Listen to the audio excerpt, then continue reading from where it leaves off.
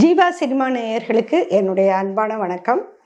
இன்னைக்கு நாம ஒரு வெப் சீரிஸ் பற்றி பார்க்க போறோம். ஏன்னா இன்னைக்கு பெரும்பாலான மக்களை இருக்கிறது வெப் சீரிஸாக தான் இருக்கு. அப்போ தொலைக்காட்சி தொடர்கள்லாம் கூட பின்னாடி போயிடுச்சு. அது முக்கியமாக இளைஞர்கள் வெப் சீரிஸ் தான் பார்க்குறாங்க.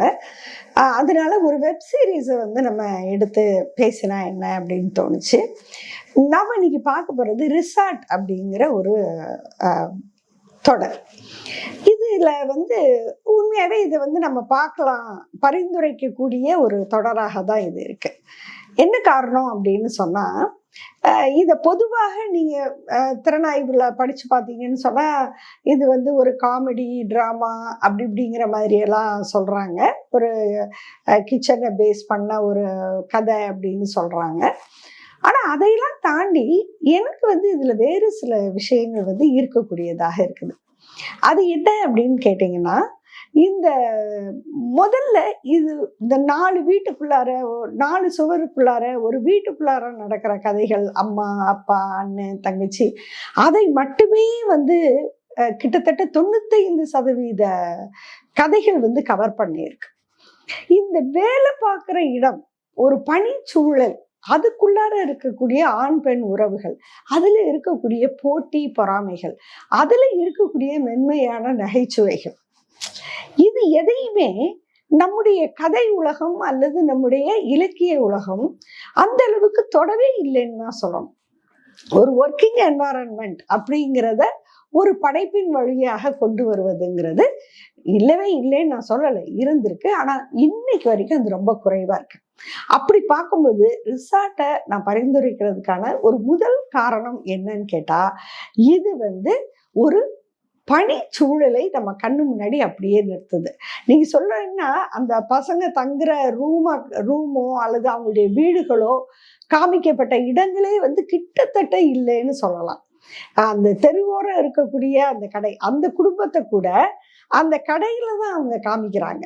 ஒரு ஒரு ஒரு தெருவோரம் இருக்கக்கூடிய ஒரு சின்ன உணவு கடை வருது கதையில. அதுவும் ஒரு முக்கியமான இடம் தான். ஒரு பக்கம் ஒரு பெரிய ரிசார்ட், அப்புறம் இந்த சின்ன கடை.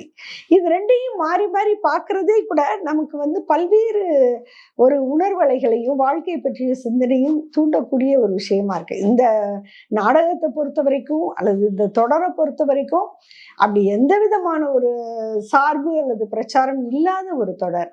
ஆனா அதுல நாம உணரக்கூடிய விஷயங்கள் நிறைய இருக்கு அப்படின்னு நான் நினைக்கிறேன். ரெண்டாவது, இன்னொரு பக்கம் இன்னைக்கு இளம் இளைஞர்கள்னா அவங்க ஏதோ வினோதமான மனிதர்கள் மாதிரியும், அவங்க ஒரு புதுசா வேற என்னமோ மாதிரி ஆயிட்டாங்க அப்படிங்கிற மாதிரியும் காட்டப்பட்டு கொண்டு இருக்கக்கூடிய ஒரு காலத்துல அந்த இளைஞர்கள் இதே காதல், ஏக்கம், அப்புறம் வறுமை, அப்புறம் கடன் சுமை, இதற்காக வேலைக்கு வர்றது, அந்த வேலையில தான் ஏன் முன்னாடி போக முடியல அப்படின்னு ஏமாற்றம் அடைகிறது, ஏக்கம் அடைகிறது, அதற்காக போராடுவது, இப்படித்தான் அந்த அந்த காட்சிகள் போகும்போது நமக்கு ஒரு இதமளிக்கக்கூடியதாக இருக்குது. ஒரு பெரிய கனவுள்ள ஒரு இளைஞன், ஒரு ரொம்ப எளிய குடும்பத்துல இருந்து வந்திருக்கக்கூடிய ஒரு இளைஞன். ஆனா அவனுக்கு ஒரு பெரிய கனவு இருக்கு. ஒரு கட்டத்துல தான் தடுக்கப்படுவதை எதிர்த்து அவன் வெளிப்படையாவே, அவன் ரொம்ப ஒரு அப்பாவியான ஒரு கேரக்டரா இருந்தா கூட அதை தாண்டி வெளிப்படையாவே நேருக்கு நேர தன்னை எதிர்ப்பவரை பார்த்து தன்னை விட பல படிநிலை பெரியவரா இருக்கக்கூடிய நெடுமாறன், சீஃப் செஃப், ரெஸ்டாரண்ட் தான் இல்லையா, கிச்சன், அதை ஒட்டி தான் கதை.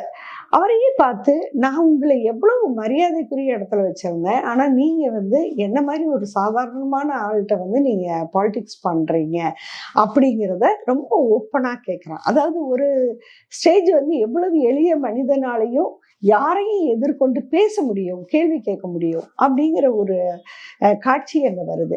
இன்னொரு ரொம்ப முக்கியமான சுட்டிக்காட்ட வேண்டிய விஷயம் என்னன்னா, ஆண் பெண் உறவு ரொம்ப சாதாரணமா பல விஷயங்களை கடந்து போறாங்க.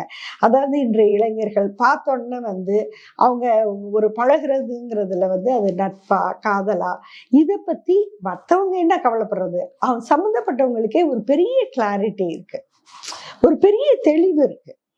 காதலை கடந்த நட்பு, நட்பை வந்து காதல்னு நினைச்சுக்கிறது, இப்படி எல்லாமே அங்க கலந்து வருது.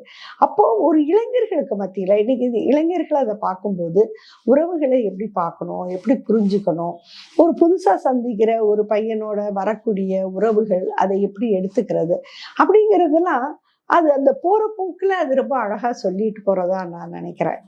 அதே மாதிரி அந்த இந்த ரிசார்ட்டோட ஓனர் கம் சிஇஓ அவர்கிட்ட இருக்கக்கூடிய ஒரு டெமோக்ராட்டிக் கேரக்டர் அதை நடத்தக்கூடிய விதத்துல. ஆனா அதே சமயம் அந்த கார்ப்பரேட் உலகத்தை பற்றிய புரிதல் அவருக்கு இருக்கு. கார்ப்பரேட் உலகத்தினுடைய விதிகளுக்கு அவர் கட்டுப்படுறாரு, அந்த விதிகளை அவர் கையாளுறாரு. எல்லாத்தையும் தாண்டி எல்லா மனிதர்களையும் நேசிக்கக்கூடிய, அப்புறம் திறமை இருக்கிறவங்களை வந்து நம்ம எப்படியாவது மேல கொண்டு வரணும் என்று விரும்பக்கூடிய ஒரு அழகான மனிதரை வந்து ரகுபதி அப்படிங்கிற கேரக்டர்லாம் நம்ம பார்க்கோம். அவருக்கு வந்து அவருடைய மகள், அதாவது அப்படி பார்க்கும்போது இந்த ரிசார்ட்டோட ஓனர் இல்லையா, ஆனா அவர் எவ்வளவு வந்து அவளுக்கு வந்து அவளுடைய தனிப்பட்ட வாழ்க்கை வந்து அவ்வளவு இதா இல்லை, ஒரு டிவோர்ஸியா அந்த பொண்ணு வர்றாங்க.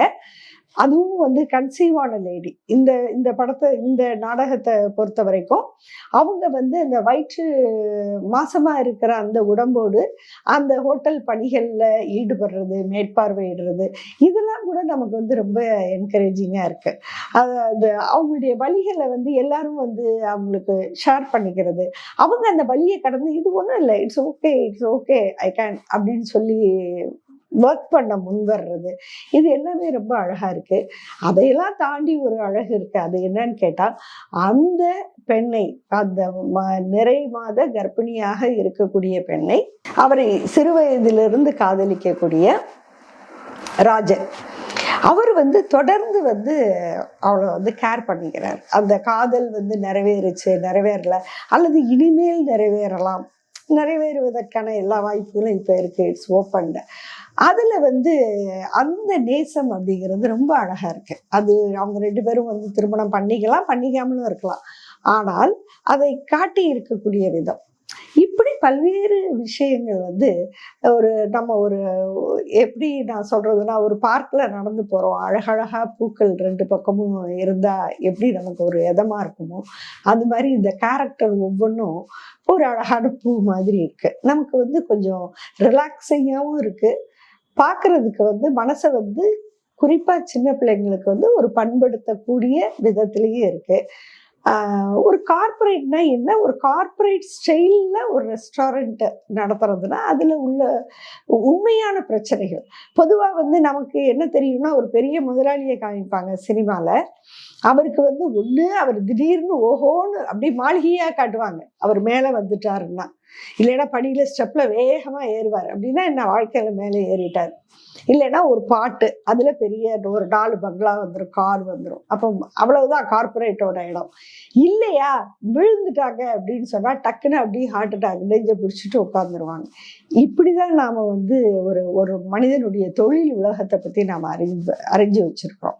ஆனா அப்படி இல்லாம ஒரு ரியலிஸ்டிக்கா அது எல்லாத்தையும் விவரிக்கிறது, என்னென்ன சிக்கல்கள் வருது, என்னென்ன பிரச்சனைகள் வருது, அதுக்குள்ளார இருக்கக்கூடிய போட்டி பொறாமைகள் எப்படி செயல்படுது அப்படிங்கிறத நிச்சயம் ஒரு சுவாரஸ்யமான கதை தான், இன்ட்ரெஸ்டிங்கா இருக்கும். அதே மாதிரி இன்னொரு கேரக்டரை பத்தி சொல்லணும், அந்த வில்லனாக நடிக்கக்கூடிய நெடுமாறன்.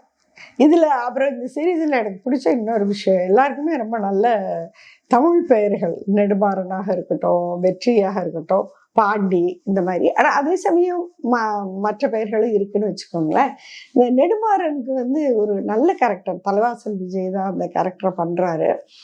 அவருடைய மகளாக நடிக்கக்கூடிய பெண், அவருடைய ஐஸ்வர்யா அப்படிங்கிறது அவருடைய பெயர்.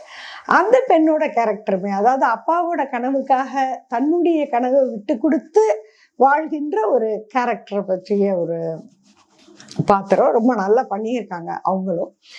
தன்னுடைய அனைத்து இயக்கங்களையும் அடக்கிக்கிட்டு, நம்ம அப்பா வந்து நமக்காக கஷ்டப்பட்டிருக்காரு, கஷ்டப்பட்டு வளர்த்துருக்கிறாரு, நம்ம அப்பாவை வந்து நம்முடைய அக்கா வந்து அப்பாவோட ஆசையை நிறைவேற்றலை, ஏமாத்திட்டா, அவங்கள மேரேஜ் பண்ணிட்டு போயிருப்பாங்க, அப்ப தான் அப்படி ஆயிடக்கூடாது, அப்படிங்கிறதுக்காக அந்த பெண் முன்னெடுத்து கொள்கின்ற போராட்டங்கள். ஆனா அதையும் தாண்டி நம்ம அப்பா செய்யறது எல்லாமே நியாயமா இல்லை அப்படிங்கிறத பல இடங்கள்ல அந்த பெண் வந்து உணர்றாங்க. இருந்தாலும் தன்னுடைய தந்தை மீது அவர் காட்டக்கூடிய அந்த விசுவாசம் அப்படிங்கிறது ரொம்ப குறிப்பிட்டு சொல்ல வேண்டிய ஒரு கதாபாத்திரம் தான். தொடர்ந்து இன்னும் தொடர் போயிட்டு இருக்கு. என்னென்ன மாதிரியான மாற்றங்கள் வரும்னு நமக்கு தெரியாது. அதே போல இதுல நடித்திருக்கக்கூடிய நடிகர்களுடைய நடிப்பையும் நம்ம வந்து ரொம்ப இயல்பாக நடிக்கிறாங்க. யாருமே ரொம்ப அலட்டிக்காத ஒரு நடிப்பு, ஒரு மிகை நடிப்புங்கிறது கொஞ்சம் கூட இல்லாத ஒரு இயல்பான ஒரு காட்சிகளை நம்மளால பார்க்க முடியுது. எல்லா கேரக்டரும் நமக்கு பக்கத்து வீட்டில், எதிர்த்த வீட்டில், அடுத்த வீட்டில் இருக்கிற மாதிரி நமக்கு ஒரு உணர்வை தர்றாங்க. கண்டிப்பாக உங்களுக்கும் பிடிக்கும்னு நான் நினைக்கிறேன். ஃபேமிலியோடு உட்காந்து பார்க்கலாம். நன்றி, வணக்கம்.